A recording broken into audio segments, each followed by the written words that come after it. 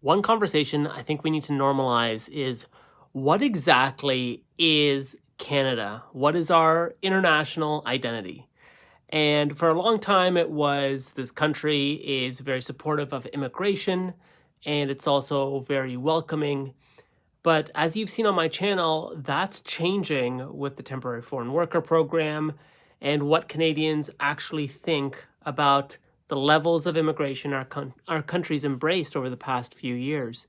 So, if we're not as welcoming as we once were to newcomers and immigrants, despite being still very welcoming, then what are we? What values do we stand for?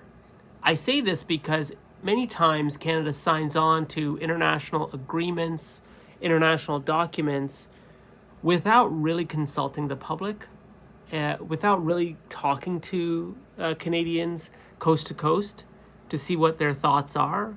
And it's not just like on things like climate change accords, etc., but it's also on UN declarations, WHO mandates.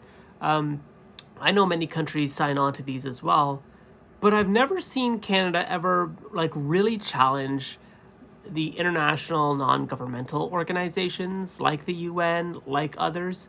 I've never seen Canada really take a stance on big world issues that puts them at odds with some of their G7 or G20 counterparts, despite, I think, Canadians probably agreeing with a disagreement amongst the G7. With Ukraine's another example.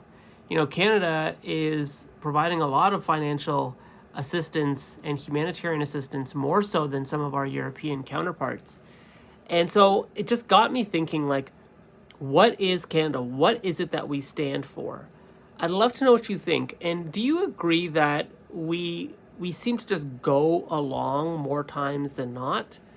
Uh, because I feel like we I don't know, we're just too agreeable. Let me know what you think in the comments below.